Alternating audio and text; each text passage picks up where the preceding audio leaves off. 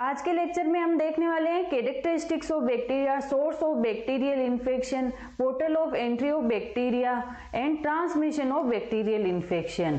पिछले दो लेक्चर में हमने पैथोजेनिक बैक्टीरिया के बारे में देखा था। कौन कौन से पैथोजेनिक कोकाई के बारे में देख लिया था, पैथोजेनिक बेसिलाई के बारे में देखा था। तो आज हम उन पैथोजेनिक बैक्टीरिया के कैरेक्टरिस्टिक्स देखेंगे कि क्या क्या कैरेक्टरिस्टिक्स होती है और वो किस पोर्टल से एंट्री करते हैं हमारी बॉडी में, उनके ट्रांसमिशन का मोड क्या है और वो उनके सोर्स क्या है इन्फेक्शन का, ये सब हम देखते हैं। तो सबसे पहले हम देखते हैं कैरेक्टरिस्टिक्स ऑफ बैक्टीरिया। बैक्टीरिया का सिंगुलर क्या है? Bacterium. Bacteria was discovered by Antonie van Leeuwenhoek. तो बैक्टीरिया की डिस्कवरी किसने की थी?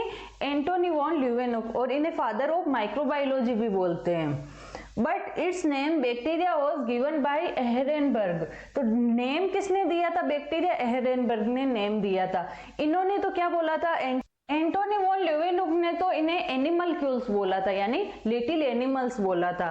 और फादर ऑफ बैक्टीरियोलॉजी किन्हें बोलते हैं? लुइस पास्चर को फादर ऑफ बैक्टीरियोलॉजी बोलते हैं। Study of bacteria is called bacteriology. तो बैक्टीरिया की स्टडी क्या कहलाती है? बैक्टीरियोलॉजी। आज हमने देखो पिछले यूनिट में जनरल कैरेक्टरिस्टिक्स ऑफ माइक्रोब्स में हमने बैक्टीरिया के पूरे स्ट्रक्चर के सबके बारे में देख लिया था। इस यूनिट में हम देख लेंगे कि कौन कौन सी डिजीज कॉज करते हैं। तो हमारे सिलेबस में है वो बैक्टीरियोलॉजी कंप्लीट हो जाएगी। फिर इसके बाद हम वायरोलॉजी स्टार्ट करेंगे।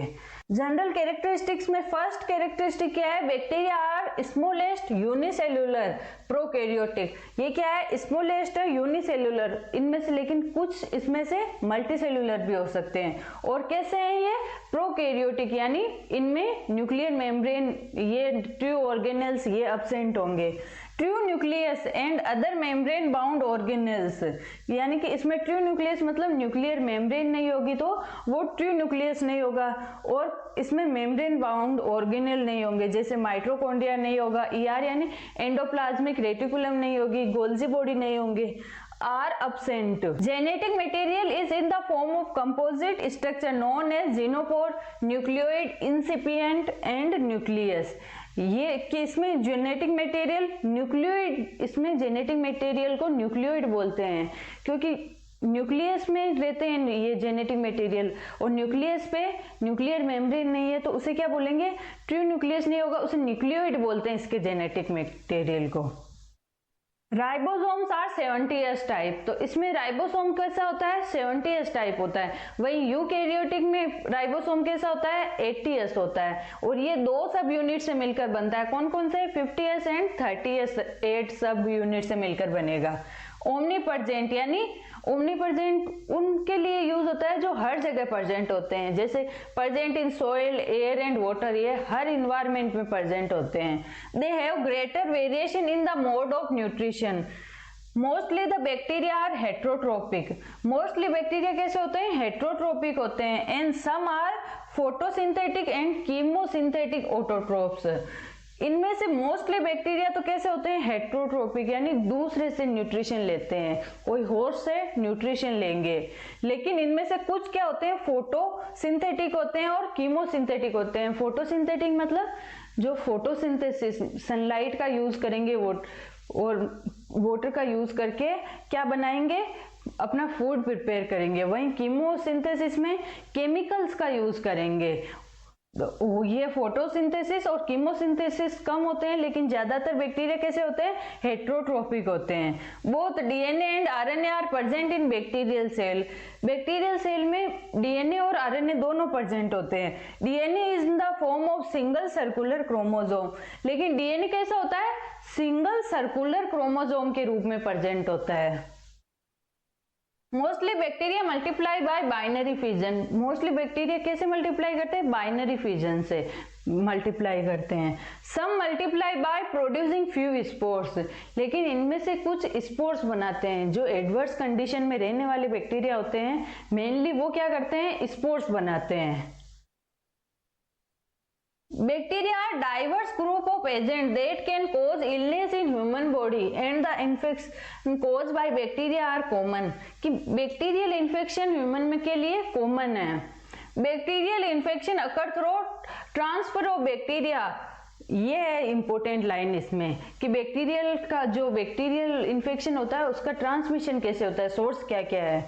तो क्या क्या है, अदर पर्सन यानी जिसमें कोई बैक्टीरियल इन्फेक्शन हो रखा है उस पर्सन से हेल्दी पर्सन में हो सकता है, इन्वायरमेंट हो सकता है, इन्वायरमेंट के एक्सपोज, इन्वायरमेंट में ये बैक्टीरिया तो हर जगह प्रेजेंट होते हैं, तो ये इन्वायरमेंट से हमें अफेक्ट कर सकते हैं इन्वायरमेंट में।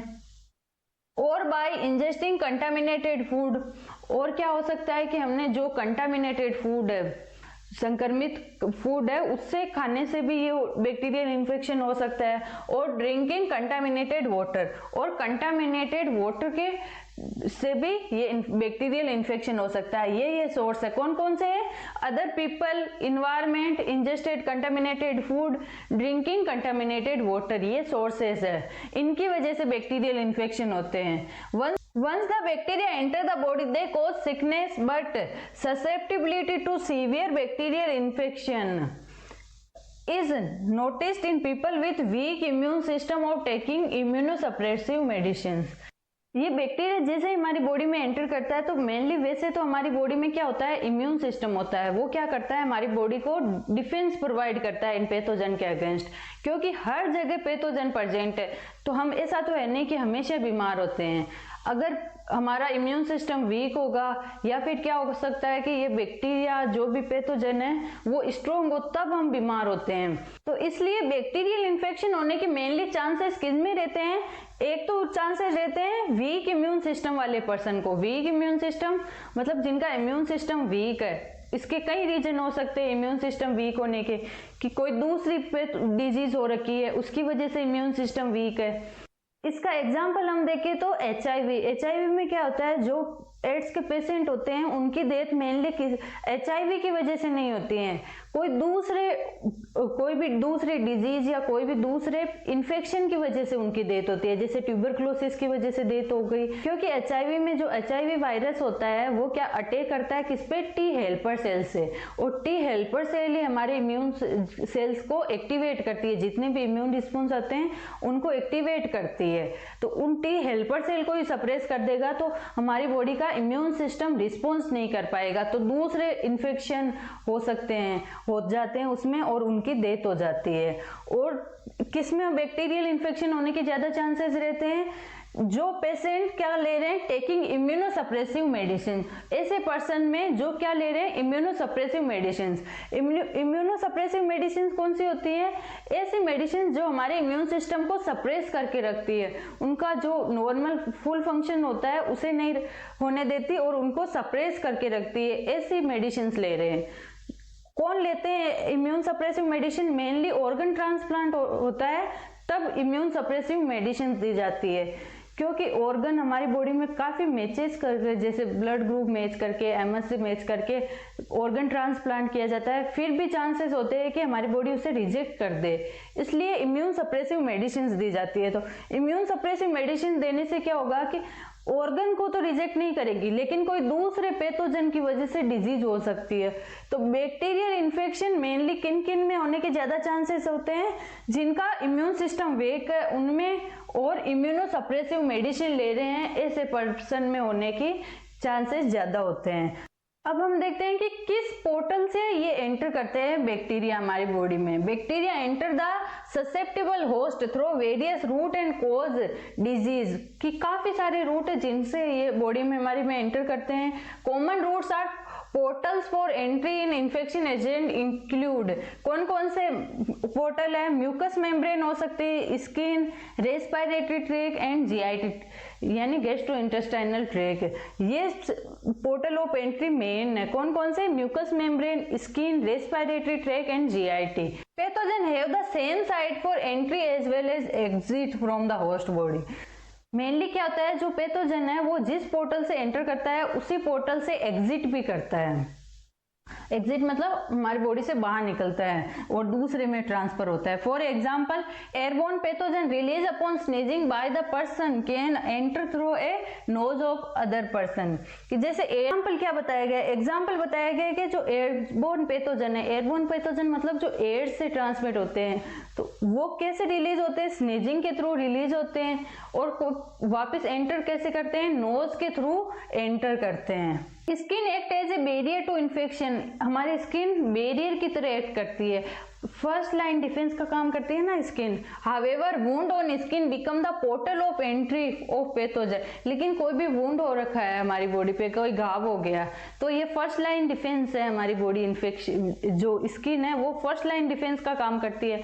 तो स्किन जैसे इंटेक्ट हुई तो उसमें क्या होगा कि कोई भी पैथोजन हमारी बॉडी में एंटर कर सकता है, तो स्किन में जो भी वुंड है वो पोर्टल ऑफ एंट्री का कारण बन सकता है। For example tubes placed in body cavities, जैसे कोई ट्यूब्स बॉडी कैविटी में एंटर किए, उनके थ्रू भी हमारी बॉडी में क्या हो सकते हैं, पैथोजन एंटर कर सकते हैं। जैसे कैथेटर इंसर्ट किया है, पंचर अपॉन इन्वेजिव प्रोसीजर, जैसे नीडल की वजह से आईवी लगाया, कैनुला लगाया है, इनकी वजह से भी ये पैथोजन हमारी बॉडी में एंटर कर सकते हैं।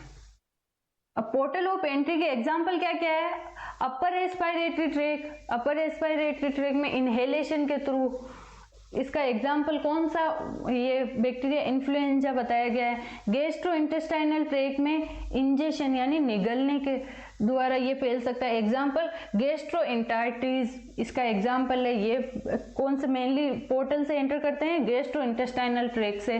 Blood needle stick injuries, blood के थ्रू कौन से फैलते हैं, जो नीडल स्टिक इंजरी की वजह से, जो मतलब नीडल लग गई, कोई इन्फेक्टेड पर्सन की नीडल लग गई है उसकी वजह से हेपेटाइटिस बी इसका एग्जाम्पल है। यूरोजेनाइटल ट्रैक हो सकता है पोर्टल ऑफ एंट्री, स्किन हो सकती है, skin and mucus membrane portal of entry हो सकते हैं। तो इसमें ये 5 पोर्टल ऑफ एंट्री बताए गए हैं, कौन कौन से, upper respiratory tract, gastrointestinal tract, blood, urogenital tract, skin and mucus membrane, ये पोर्टल ऑफ एंट्री इसमें बताए गए हैं। अब हम देखते हैं ट्रांसमिशन ऑफ बैक्टीरियल इन्फेक्शन, यानी इनका ट्रांसमिशन कैसे होता है, ये कैसे फैलते हैं एक दूसरे में। डायरेक्ट और indirect contact with reservoir of infectious bacteria cause bacterial infection, कि ये बैक्टीरियल इन्फेक्शन जिस पर्सन में हो रखा है या इसका जो रिजर्वायर है उनसे डायरेक्ट कांटेक्ट की वजह से भी ये ट्रांसमिट हो सकते हैं, या फिर इनडायरेक्ट कांटेक्ट की वजह से भी हो सकते हैं। Direct contact is said to occur when the individual come in contact with the reservoir by touching infected body fluids. Direct contact में कैसे आ सकते हैं कि टच कर लिया, इन्फेक्टेड बॉडी फ्लूइड को टच कर लिया, उनकी वजह से शेयरिंग कंटामिनेटेड फूड को शेयर करने की वजह से, कंटाजिनस इंसर्ट की वजह से हो सकता है, अदर एनिमल बाइट और inhaling bacterial particle release by sneezing और कफिंग।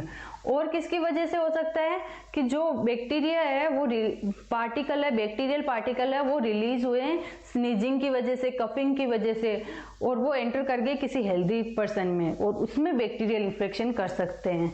ये डायरेक्ट, इन तरीकों से तो ये डायरेक्ट इन्फेक्शन ट्रांसमिशन हो सकता है।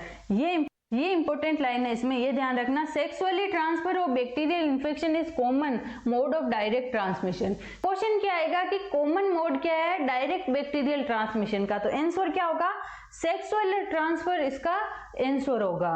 Second, survive and remain infective for long time period outside a host cell, कि कुछ बैक्टीरिया ऐसे होते हैं जो लंबे समय तक सर्वाइव कर सकते हैं होस्ट सेल के बाहर भी, वो करते हैं इनडायरेक्ट इन्फेक्शन। वो क्या करेंगे, इनडायरेक्ट बैक्टीरियल ट्रांसमिशन करेंगे।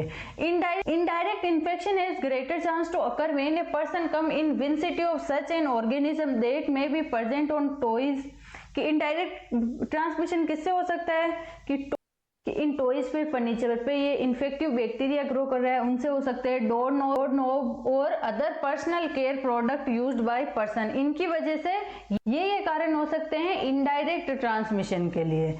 Eating contaminated food is the common mode of indirect transmission of bacterial infection. इसमें तो हमने बताया था कि कॉमन मोड क्या है डायरेक्ट ट्रांसमिशन का, सेक्सुअल ट्रांसफर, और वहीं इसमें इनडायरेक्ट ट्रांसमिट का मेनली कॉज क्या होता है, ईटिंग कंटामिनेटेड फूड।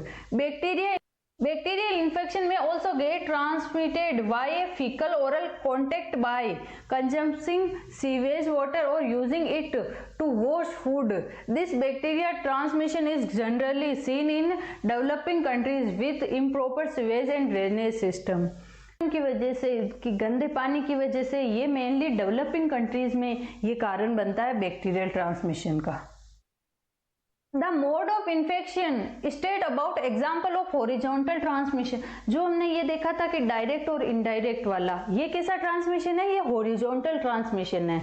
इसमें क्या होता है, हॉरिजॉन्टल ट्रांसमिशन में सेम जनरेशन के बीच में इन्फेक्शन होता है। Transmission of organism from person to person in the same generation के बीच में ट्रांसमिशन होता है, तो वो कैसा होता है, हॉरिजॉन्टल ट्रांसमिशन होता है। और from living being into other, और कोई दूसरे लिविंग बीइंग से या कोई एनिमल से हो सकता है, तो वो कैसा होता है, सेम जनरेशन वाला क्या होगा, horizontal transmission. Vertical transmission is when infection passes from mother to children during child birth और फीटल डेवलपमेंट। ऐसा इन्फेक्शन जो मदर से बच्चे में हो रहा है, कि कब हो सकता है, चाइल्ड बर्थ के दौरान और फीटल डेवलपमेंट के दौरान इन्फेक्शन हो रहा है, तो वो कैसा इन्फेक्शन होता है, वो वर्टिकल ट्रांसमिशन होता है किसी भी इन्फेक्शन का। देखिए हॉरिजॉन्टल में क्या होता है, हमें पता है हॉरिजॉन्टल ऐसा होता है, हॉरिजॉन्टल में सेम जनरेशन में हो रहा है, वो क्या है, हॉरिजॉन्टल ट्रांसमिशन है। इसका एग्जांपल हम देखें तो हॉस्पिटल एक्वायर्ड इन्फेक्शन में क्या होता है कि एक वार्ड में काफी सारे पेशेंट एडमिट है, तो एक पर्सन को कोई भी डिजीज बैक्टीरियल इन्फेक्शन हो रखा है, तो उसकी वजह से उसने बेड को टच किया दूसरे पर्सन ने, तो उसकी वजह से ये बैक्टीरियल इन्फेक्शन हो गया, तो वो कैसा ट्रांसमिशन होगा, सेम जनरेशन ट्रांसमिशन होगा, या इसे क्या बोलते हैं, हॉरिजॉन्टल ट्रांसमिशन। ये कैसा ट्रांसमिशन होगा, हॉरिजॉन्टल ट्रांसमिशन होगा, हॉरिजॉन्टल। लेकिन मदर से बच्चे में आ रहा है, चाइल्ड बर्थ के दौरान या फीटस जब डेवलप कर रहा है मदर के वूम में, तब ट्रांसमिशन हो रहा है, तो ऐसा इन्फेक्शन क्या कहलाता है, किस तरह का ट्रांसमिशन होता है, ये वर्टिकल ट्रांसमिशन होता है। मदर से बच्चे में आ रहा है, ये वर्टिकल ट्रांसमिशन होगा, और सेम जनरेशन के बीच में है, वो हॉरिजॉन्टल ट्रांसमिशन होता है। तो बैक्टीरिया के बारे में जितना हमारे सिलेबस में था उतना डिस्कस कर लिया। अब आने वाले लेक्चर में हम वायरस के बारे में डिस्कस करेंगे। आई होप ये सब आपको समझ आया होगा। Thank you.